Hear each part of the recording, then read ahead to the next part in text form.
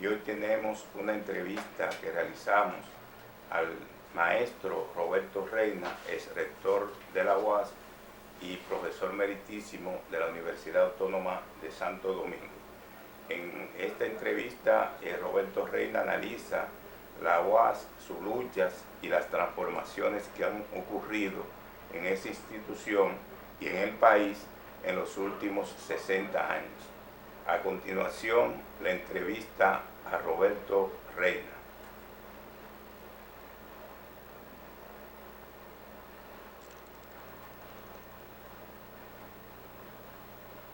Estamos hoy con el rector, es rector magnífico, Roberto Reina. Vi también que era también, le dieron de rector, profesor meritísimo también. Sí, recientemente, Roberto Reina, quien nos contase aquí una entrevista. Él ha pasado aquí por todos los que han sido los estamentos de la UAS. Fue ayudante profesor, luego vicerrector, docente y rector magnífico de la Universidad Autónoma de Santo Domingo. Con Roberto Reina tenemos que hablar mucho sobre la UAS. Roberto Reina fue asesor incluso del Poder Ejecutivo en materia de educación superior. También es sociólogo, es una carrera de sociología, una maestría en educación superior en el 87, que fue la primera maestría de educación superior que se hizo en la UAS y en el país en esa época. También Roberto Reina ha sido un acucioso investigador que dio clase en varias áreas. Yo ahora porque me enteré que daba clase también en la Escuela de Filosofía. ¿Te entré a la universidad por la Escuela de Filosofía? Sí. Bueno, bienvenido, Roberto Reina. Muchas gracias por la invitación. Sí, nosotros estamos haciendo un libro sobre la Asociación de Empleados Universitarios, ASODEM. Ahí estamos recogiendo lo que es toda la historia de ASODEM. ASODEM se formó el 14 de diciembre de 1961, es decir, en la salida de la dictadura de Trujillo, ya meses de la muerte de Trujillo, y ha sido un periodo de lucha, de enfrentamiento, porque usted sabe como sociólogo que es una época de bastante batalla para sacar del país a lo que eran los remanentes de Trujillo. El proceso de la desmovilización que fue un proceso que fue duro, un proceso de lucha bastante fuerte. Pero ¿qué experiencia usted podría darnos de ya? Porque nosotros somos contemporáneos y empezamos la lucha en los años 70. Ya en la universidad estaba también en oposición, y había proceso de lucha. Usted era parte del movimiento estudiantil en esos años 70 y vivió una época de mucho batallar. Fuimos compañeros de lucha, compañeros de batalla. Entonces quería saber cómo usted enfoca y ve este problema que se da en la universidad a partir de los años 70 y cómo el movimiento estudiantil, el movimiento también de los empleados, de los profesores, se integró a esa batalla en la época de los 12 años de la que fue la época en que nosotros iniciamos la lucha por la democratización, por las libertades públicas. ¿Cómo usted analizaría ese momento tan doloroso, que murieron muchos compañeros de nosotros y de la izquierda, fueron asesinados? ¿Cómo se vio ahí esa lucha, tanto en la UAS, y cómo el movimiento obrero, el movimiento estudiantil y profesoral se integró a esa lucha? Fíjate, la historia de la República Dominicana, de sus inicios hasta el día de hoy, ha tenido muy de cerca el rol activo de la Universidad Autónoma de Santo Domingo como institución educativa, como institución social, cultural. La UAS ha estado asociada en la historia de ese proceso de democratización y de construcción del Estado dominicano como una entidad democrática,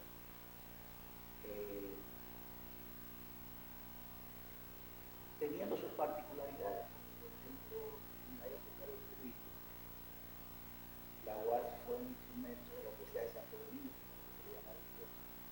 un instrumento utilizado por la dictadura, sometido por la dictadura. Y a pesar de eso, no pudo impedir la dictadura en su interior de la universidad se desarrollaron núcleos activos de lucha contra la dictadura. Jóvenes estudiantes, células importantes de resistencia, acciones de protesta, clandestinos de la época, se vivieron en la universidad. Pero las generaciones de hoy no conocen mucho de esto, no tienen conciencia de todo respecto al papel más importante que jugó la universidad a raíz de la caída de la sociedad dominicana vivió un estado cerrado de carencia de derechos, la población, de carencia de democracia en sus instituciones. Y como tú decías hace un momento, construir la democracia en el país y lo que se disfruta hoy aquí como paz, como libertades, el reconocimiento de derechos humanos, en el marco, aún con todas las limitaciones que tiene, todas las carencias, la realidad de hoy, eso que hoy se puede disfrutar como paz, como seguridad social, política y los derechos democráticos que hoy se ejercen, fueron construidos a partir de esa época en la que la Universidad de Tucumán jugó un papel fundamental. Del 61 hasta el 65, a la guerra de abril, todo ese proceso de división social involucró a la vida. Hay que recordar las grandes manifestaciones de la salida de la República. Por ejemplo, los estudiantes estuvieron a la vanguardia, los jóvenes y las mujeres de la ciudad de Santo Domingo, empujando hacia el proceso de democratización. La universidad sufrió un vuelco en su naturaleza, en su estructura, en su gestión anterior, con el claustro de 1962, un claustro que fue el primer claustro de reforma de la universidad, y que fue empujado efectivamente por los grupos organizados de la universidad, en ellos estaba el sector de los trabajadores, que ya había sido creada, una federación de estudiantes dominicanos también había sido creada, teníamos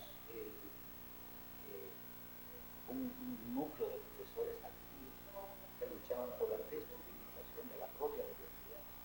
La universidad ya ha sido una universidad de élite, que en su interior convivían, digamos, intelectuales que le habían servido a la tiranía y que no habían sido ejercidos responsablemente, digamos, el ejercicio ciudadano, una actitud de compromiso con los derechos humanos y con la democracia en el país. Entonces, todo ese proceso, luego de la guerra de abril, tú sabes, los jóvenes de la Universidad de Tucumán, ahí podemos ver en la participación de todos los muchachos de la Federación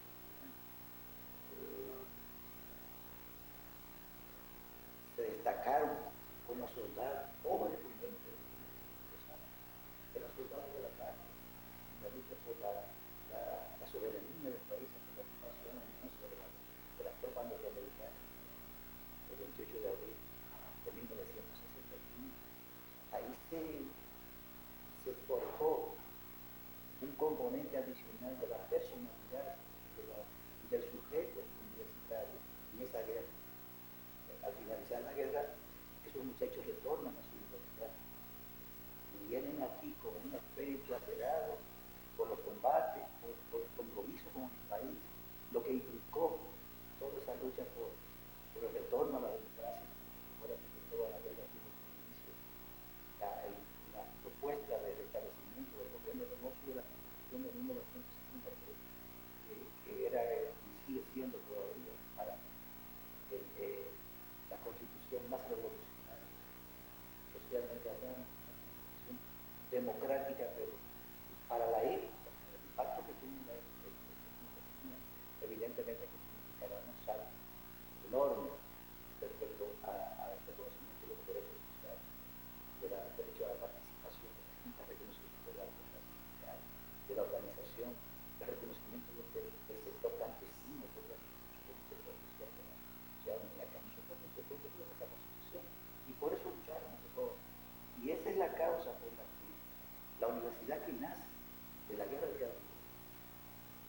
universidad absolutamente distinta a la universidad que no le hará la cultura.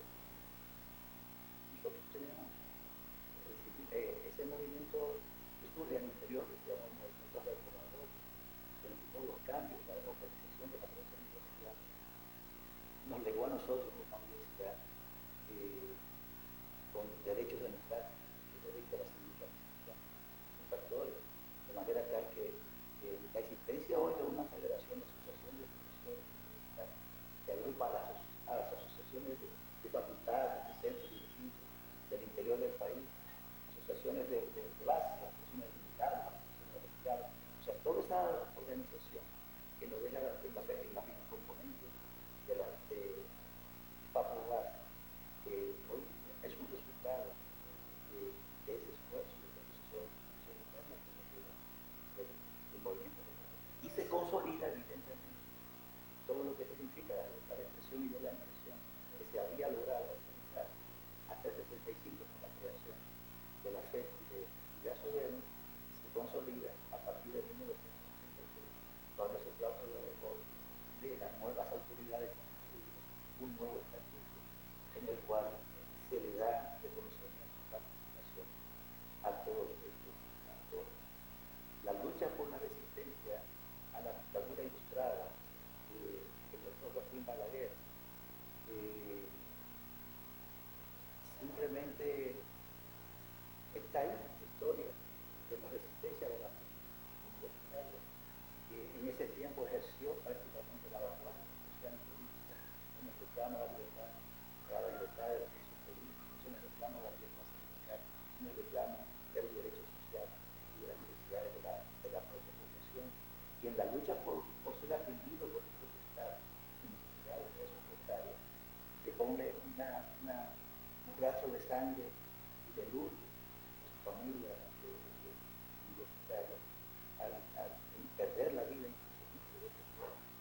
Y la lucha por aquel medio millón de la famosa de la universidad, que ha acompañado históricamente hasta el día de hoy, en el programa permanente de respeto a una ley que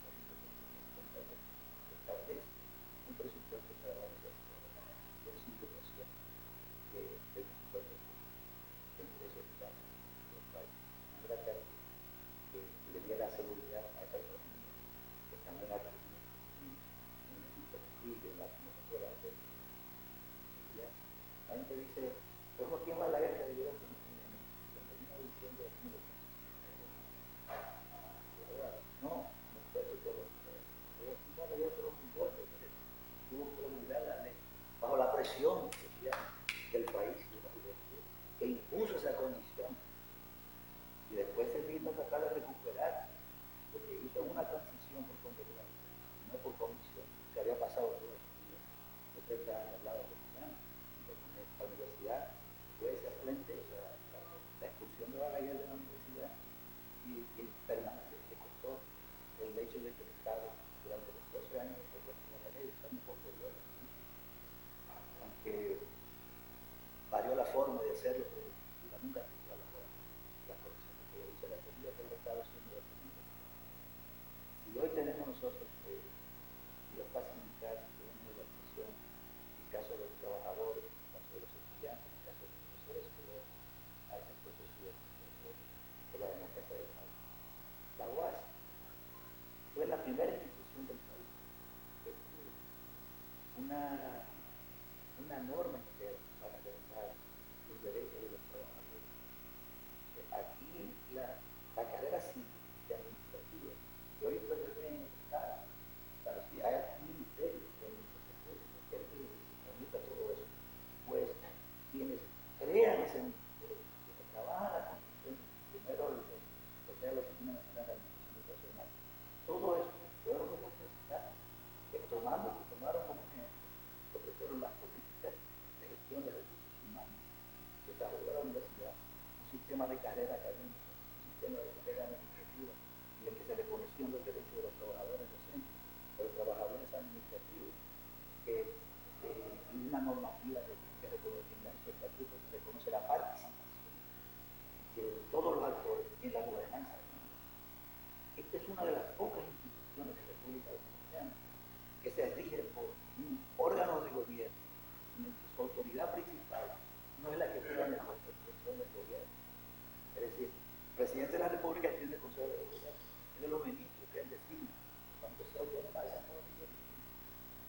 funcionarios son elegidos, alcanzan las posiciones de decano, de directores, de rectores, miembros de ese órgano de gobierno, que es el consejo. Y ese órgano de gobierno colegiado, mira, profesores, estudiantes, empleados y otros en representación de autoridad electa, como en el caso del rector, y el secretario general del consejo, designado por el Consejo de Recomendación del Consejo. Esa estructura colegial de gobernanza es un ejemplo de democracia, de participación del país. Es la UAS. La UAS tiene en sus facultades consejos directivos, asambleas de sus profesores, asambleas de estudiantes, tiene representación de sus órganos de gobierno, consejos directivos técnicos, consejos directivos técnicos de las escuelas. En todos ellos hay representación de estudiantes, de sus profesores, y en los últimos claustros se ha logrado incluso la participación depositaria del 2% de los trabajadores cuando van a ir cambiando su esa es la historia de la universidad y le ha dejado un legado al país del liderazgo político. Porque si te pones a ver a un líder como Abuelo, Campos, los líderes del país de la década de los 80, después de la salida de la dictadura de Balaguer del 78, todo ese liderazgo que viene de la colonia del país hasta el día de hoy tiene en los egresados de nuestra universidad una parte importante de la responsabilidad de la conducción de la sociedad dominicana actualmente se llama invaluable. El Estado dominicano no podría funcionar sin la universidad que le ha negado más de 300.000 egresados profesionales en este país para que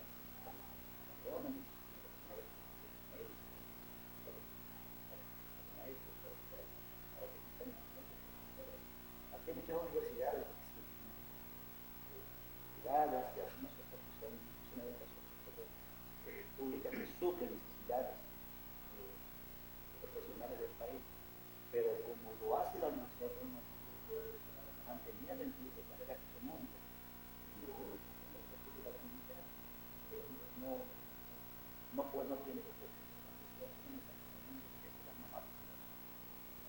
Sí, este reglamento de 1961, reglamento administrativo, así se llama, marcó un hito en lo que era el ordenamiento laboral en el país.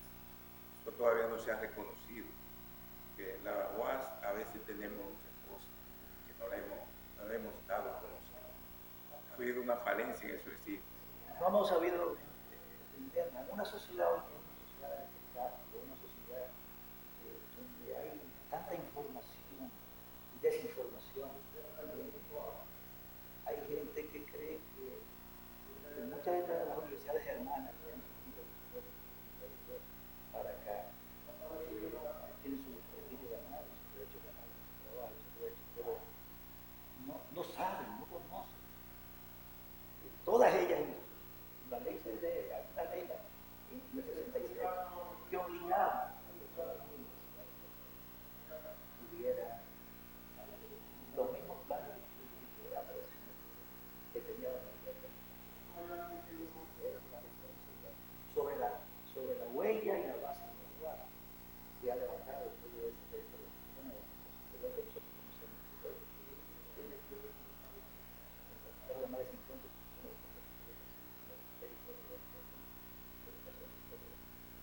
y hay cumplir hitos importantes que nosotros tenemos una herencia de la universidad.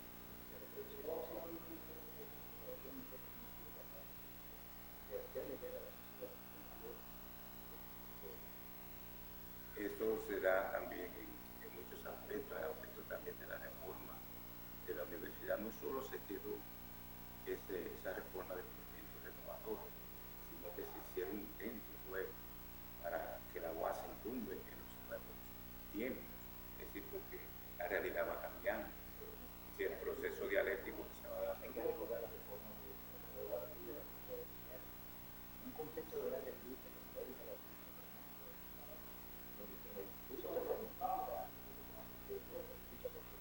por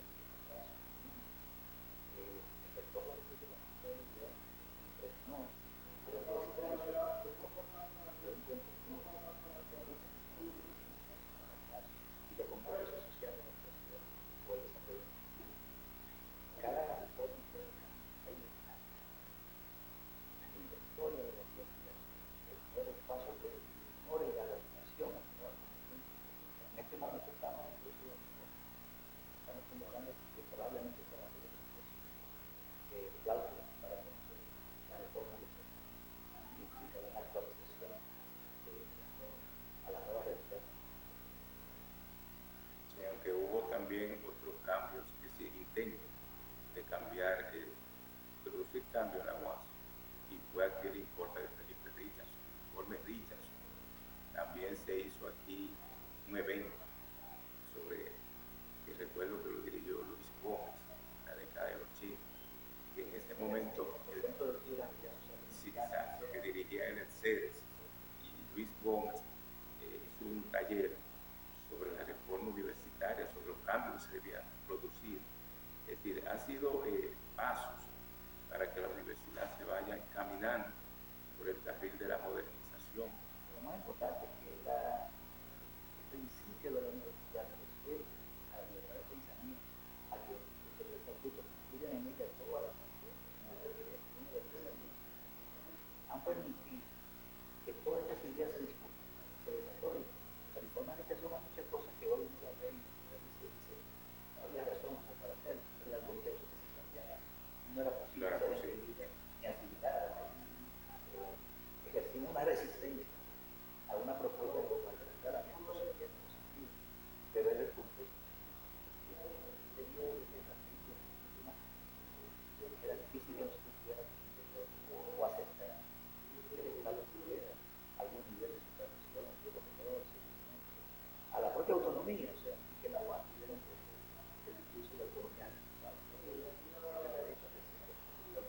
en la cual, digamos, aprobar su voluntad, aprobar su plan de desarrollo, todo esto, formular sus propuestas de presupuesto a la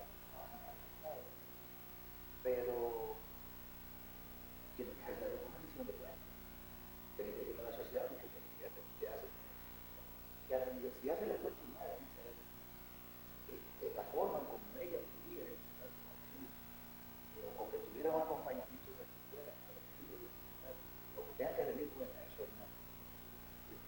prácticamente una reflexión, pensar que se pudiera, porque nosotros vivíamos ya la visión. O sea, eso no es muy claro, porque la universidad, después que pasó la etapa de tanta versión y entramos en una sociedad abierta, los universitarios quedamos marcados por seguimos teniendo una visión auténtica, centrada, de mirar hacia adentro, y desplazamos mucho tiempo para abrirnos al conocimiento y a las posibilidades de aprovechar cualquier otra experiencia o algún trabajo que puedan. En su entrada a la universidad, que fue en 1979, como profesor ayudante, ya había otra realidad. Es decir, él viene aquí a la universidad como profesor, no como cuando era estudiante, que había toda una munición de conflictos, de confrontaciones. Es decir, esa vida de los 70. Ya los conflictos seguían existiendo, pero tenían otra manera de expresarse.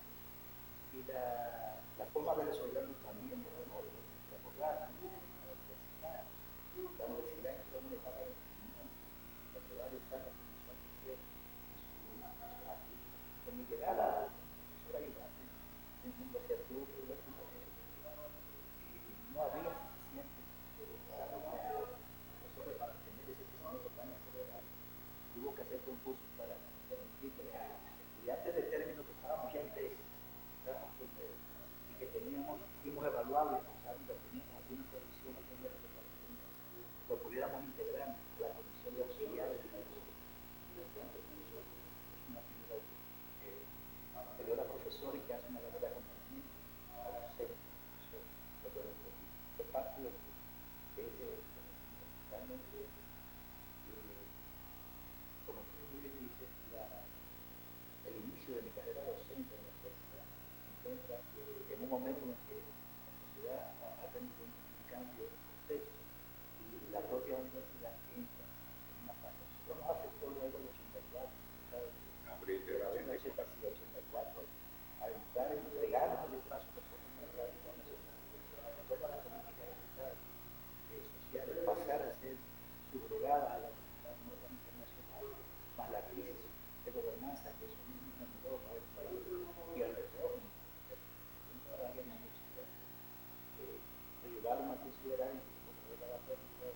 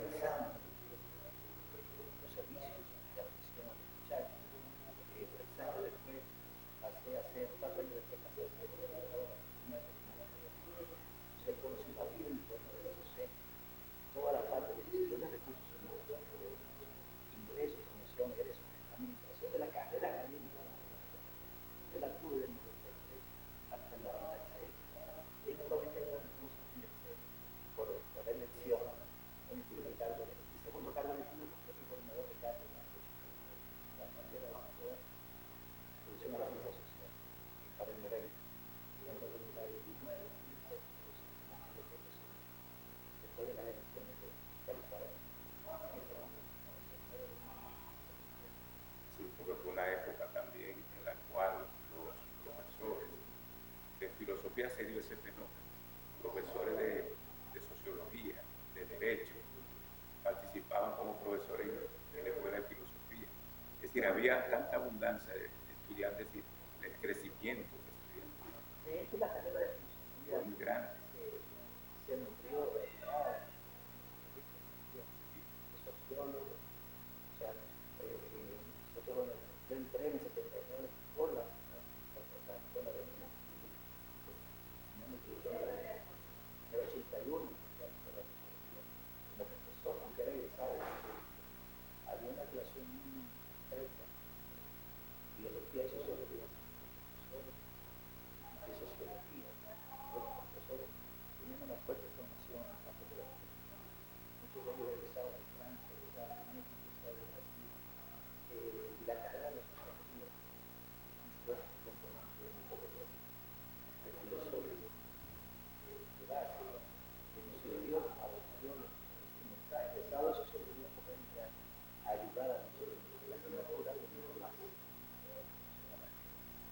Además, sin pretender ser filósofo. Pero volviendo al caso de Azoder, usted fue rector, un periodo del 2005 al 2008. ¿Cómo se manifestó esa relación? Ya usted como autoridad máxima, dirigente de la universidad, rector magnífico, ese es así que se le debe llamar al rector de la Universidad Autónoma de Santo Domingo. ¿Cómo se manifestó esa relación con Azoder? Es decir, los trabajadores en ese momento también participaban en el proceso eleccionario, es decir, elecciones, y todavía votan, pero había una representación de Azoder que también era beligerante en ese momento. Yo te agradezco que me hayas dado la oportunidad de poder conversar contigo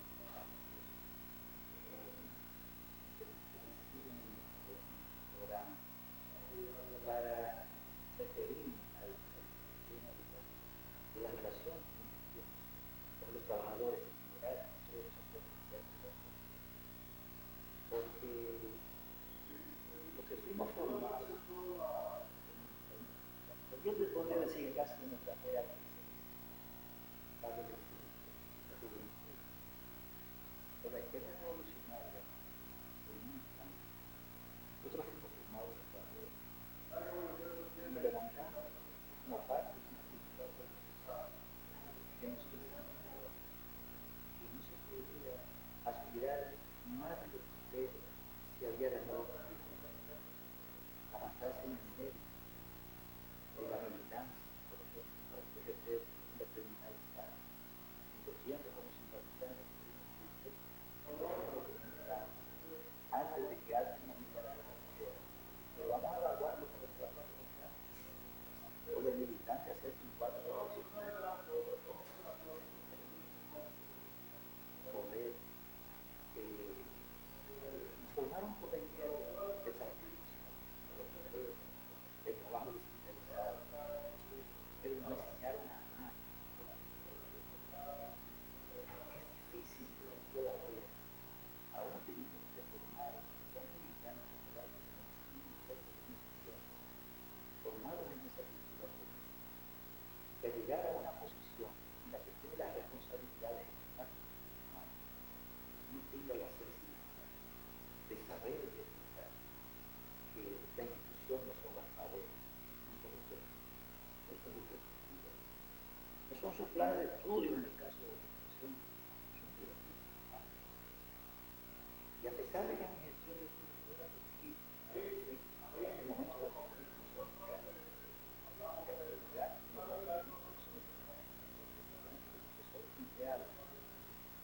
unos momentos propios de la dinámica de la gobernanza y de los roles que se desempeñar en la comisión de o en la comisión de dirigentes sindicales en el caso de la otra parte, siempre tuve que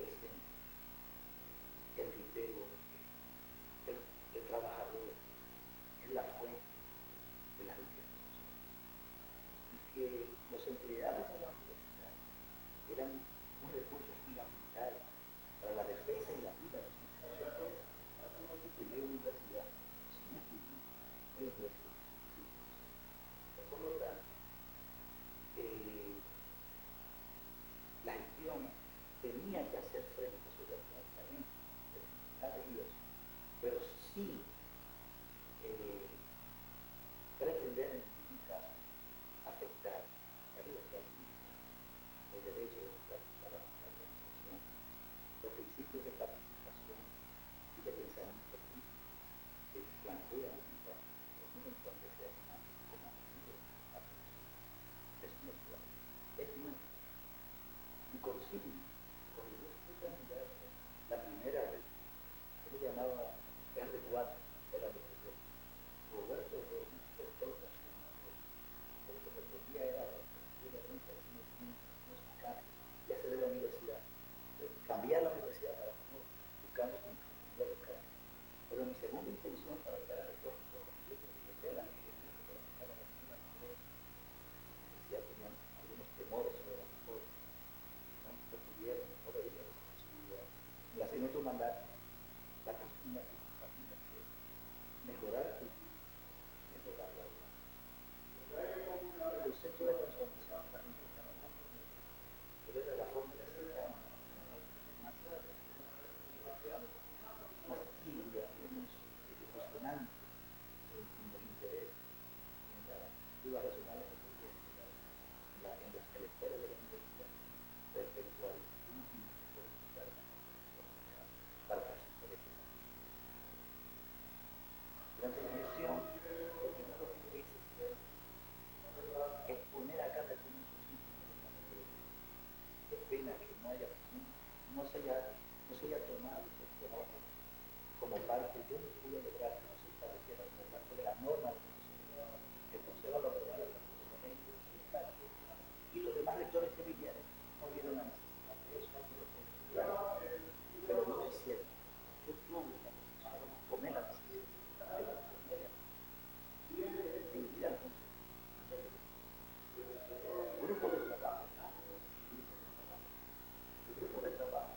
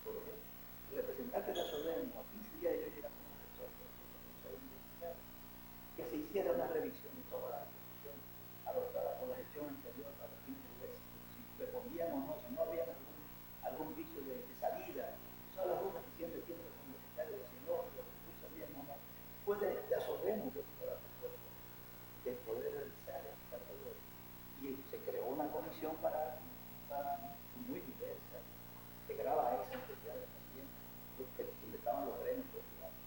Cada espacio tenía una representación. Y con el sindicato logramos, con la ayuda del sindicato en la medida en que ellos reclamaban esas resoluciones que nos ayudaban, nos empujaban a mirar cosas, por ejemplo. Nosotros teníamos aquí la categoría de los trabajadores, del empleado ocasional. Ese es un empleado que entra en la condición más sin derechos, un trabajador formal, un trabajador con derecho a sindicalizarse, es decir, una condición prácticamente precaria, laboral, como una universidad, por el principio de la nosotros eliminamos la categoría de trabajador ocasional. Todos los ocasionales en la universidad pueden llegar a la carrera administrativa de la universidad, después de evaluación, todo eso, pero el sindicato pudo al frente de eso. ¿Cuáles fueron los dos grandes conflictos que yo tuve en la gestión del proceso de demanda de los trabajadores? La lucha por la demarcación salarial de hay que recordar que el país había pasado bancario de 2004, ya eso lo teníamos. El propio presidente de la República me llegó a confesar a mí, yo estoy consciente de que el salario que tiene tenemos compromiso también. Pero ¿qué pasa? El Fondo Monetario Internacional había impuesto en ese momento que el gobierno no podía tener el fondo comprometido por la ONU durante un año, porque habían congelado los salarios. Entonces, esa limitación me hizo más difícil poder generar soluciones internas y externas y yo pudiera dar respuesta inmediata a los aumentos de salario que estaban dentro de mi programa de gobierno, mejorar la calidad de vida de los trabajadores. Pero, en definitiva, los conflictos se resolvían y fueron factores democráticamente se debatían en la universidad, en el consejo. Siempre el consejo adoptó las resoluciones, no el rector. El consejo era el que asumía las resoluciones. Muchas veces, la mayor parte de las resoluciones fueron aprobadas las propuestas que ellos hacían de reclamo, de ir al gobierno, porque en definitiva los problemas de la gobierno solo se resuelven por corrección. Entonces, al final la universidad unificaba e iba al gobierno, autoridades, sindicatos, a plantear al gobierno las necesidades de en aquel caso, usamos la intermediación a la ministra de Puente para que el gobierno se pudiera a una universidad. La verdad que me dolió que los fondos que estaban dedicados a la construcción, a una finca en San Francisco de Macorís, a instalar la facultad de educación, todos esos fondos que estaban dedicados a proyectos de sector, tuve que tomar para aprobar un 10% de aumento salarial inmediato, un compromiso de aumento del 50% a partir del año siguiente, con el compromiso del gobierno de que nos sustituya esos fondos en el marco del ministerio, pero el 20% y el 27% de los acuerdos que se faltaron en el y incluso tuve que hacer sacrificios con toda la gente de la universidad para poder pagar ese 25% de salario en el 2007, porque el gobierno me devolvió ese dinero a la universidad, ya está en la constitución.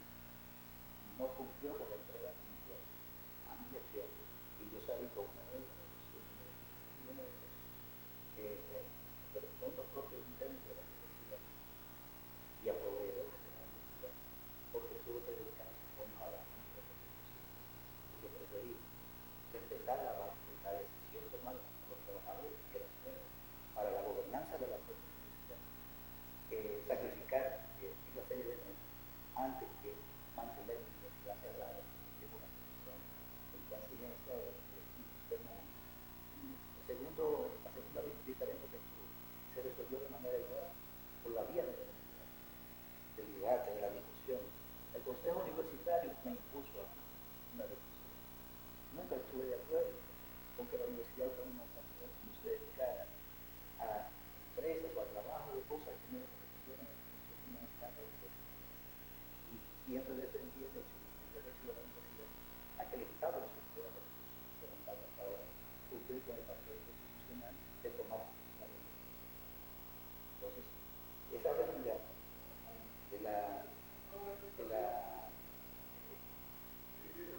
plantear que yo quería resolver yo quería ser el tipo que le dejara a los trabajadores y a los profesores de la universidad la solución definitiva. Y entonces propuse que el gobierno requiriera el pago mensual a una aseguradora, que no tuviera nosotros el problema de una herencia interna, como pasó en el caso de una cuestión que era Ceneguá, Ceneguá tenía nosotros clínicas aquí en la capital, pero era nacional, una clínica para los profesores y trabajadores de la universidad. Ceneguá tenía una cantidad de dinero de publicidad, una comisión de publicidad, ya que hay una ley de seguridad social, una ley de seguridad social, que una serie de ciudadanos tienen que levantarse en ese asunto. Necesitamos una pequeña oficina que supervise que se cumpla con nosotros, pero vamos a asegurar a todos. Eso no se entendió. Nos llegó sin la consulta. 52 asambleas para convencerlos de esa medida. Cuando lo convencí de que esa era la mejor propuesta, fuimos al Consejo. El Consejo aprobó que se hiciera así. Pero los trabajadores sindicatos, la soberanía que no estaba bien, que nos va a dar mayor garantía, mayor cobertura, y no mayor cobertura, sino que mayor posibilidad de poder tomar decisiones de cobertura cuando había dificultades y necesidades de personal, acudiese una entidad que no fuera universitaria. Y en fin, al final de cuentas, cuando fuimos al Consejo, una vez nos fueron a la huelga, ahora planteando que se conociera la decisión del Consejo, propuesta por evidentemente de que se contratara una privada para que atendiera la necesidad de nosotros como primera parte de la función que tenemos. Si el Estado en ese tiempo se basa en el más mínimo desarrollo de garantías del sector público, los hospitales públicos no había que buscar nada con ellos, no podía llamarme privatizador si no teníamos servicios del sector público. Yo estaba buscando asegurarle la atención médica por la vía más expedita que yo veía que era eso. Pero cuando fuimos al Consejo, no me quedó más remedio que constenar y dejar una negociación que tiene que ser una decisión, pero una tratada. O sea, los sindicatos y los propios funcionarios votaron se suspendiera el dato que se había decidido en el Consejo anteriormente. Entonces, en ese momento, asumimos la decisión de poner en marcha. Pero fíjate lo que es la democracia interna, lo que es la decisión de los ciudadanos del gobierno y de lo que es el respeto por los propios trabajadores de la universidad y de sus medios. Que a mí me correspondía presidir la creación de las ARS. Yo tuve que trabajar a crearla, a presidir la ARS. Por suerte que conté con el director actual, que era el director administrativo, que eran partidarios de la ARS, de que se construyera la ARS interna, sobre todo de todos los mente. Pero le digo, como usted es partidario, no creo en eso. Usted es el director administrativo, yo le pido que sea que haga el trabajo de y llevarla en la gestión, y él lo hizo. Lo hizo muy bien. O sea, se dio el estatuto, se aprobaron las normas, se creó la RCUA, es decir, la gestión no fluyó. Yo pude haberme pasado el año que me quedaba todavía de gestión, tratando de impedir que tal cosa, que no, o no apoyar, no, nada de eso. Al presidente Juan Vázquez, en ese momento era importante, el presidente de Azorena, que era feliz, en ese tiempo era feliz. A ambos le dimos la responsabilidad. Creamos el programa de empleados préstamos a los ciudadanos, a los trabajadores. Abrimos una feria de vehículos, la primera vez que se puso una feria de vehículos para que los trabajadores pudieran comprar un carrito, financiarlo, y tenían la posibilidad, porque en mi periodo nosotros un aumento de salario de 3 años de 67%, de manera tal que la recuperación del valor del dinero, del salario, de los trabajadores de la universidad inferior, implicó la recuperación de los perdidos durante la crisis financiera anterior, se venía verificando las tasas inflacionarias que padeció el país después de 2004. O sea, en definitiva, yo estoy muy agradecido de la gestión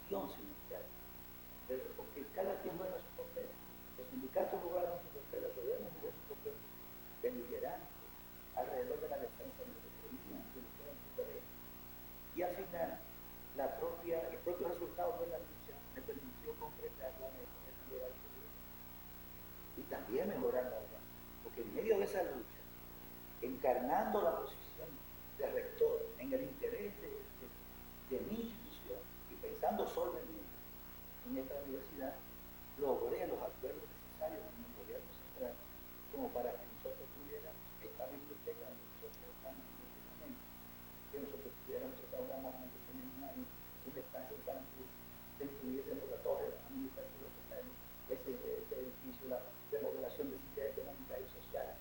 Y se terminaron los 4 de 8 ciudades universitarias en aquel tiempo, se aprobaron, se iniciaron las otras 4, y se remodelaron todas la rectoría regional de la universidad, y eso implicó una mejoría para la universidad. Solo fue posible los sindicatos también, una contratación, una presión que ayudó al propio gobierno que si bien tenía una limitante que tenía que cumplir un acuerdo internacional en el tema del salario, no le podía impedir a una institución del Estado que haciendo uso de su recurso de presupuesto pudiera hacer una ingeniería de sus costos y aplicar a la política de la salarial, cosa que agradezco porque en definitiva nosotros somos una entidad pública y me imagino que alguna nota crítica la habrá hecho que la responde, algo ya indicando que por ahí se estaba parte del acuerdo, pero no permitieron que nosotros pudiéramos salir de esa crisis de gobernanza que tenemos resolviendo las demandas de los trabajadores parcialmente en el momento. Las relaciones con los dirigentes sindicales, una relación de trabajo, de compañerismo.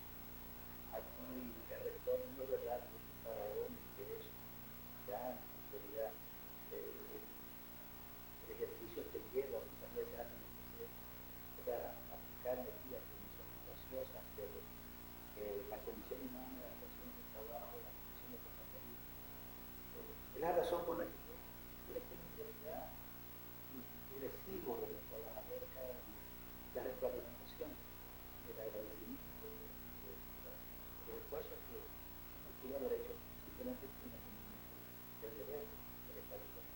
Sí, yo creo que sigue todavía su actividad aquí en la UAS. Es decir, no es que Roberto Reina se fue, puesto así.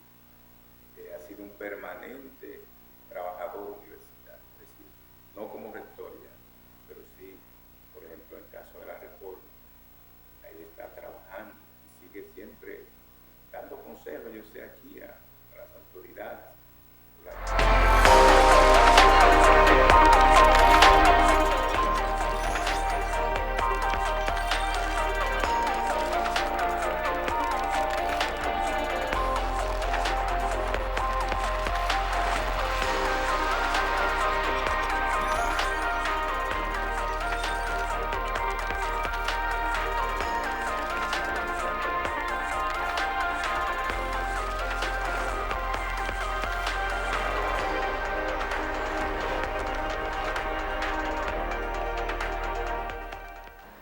Esa fue la entrevista con el ex rector de la Universidad Autónoma de Santo Domingo, UAS, Roberto Reina, que también es profesor meritísimo de esa Academia de Altos Estudios. Estoy muy agradecido al maestro Roberto Reina por darme la oportunidad de conversar con él acerca de la UAS, sus luchas y transformaciones. Bueno, será hasta el próximo lunes con su programa Hablemos de Ciencia, Tecnología y Sociedad con Miguel Cabrera. Muchas gracias.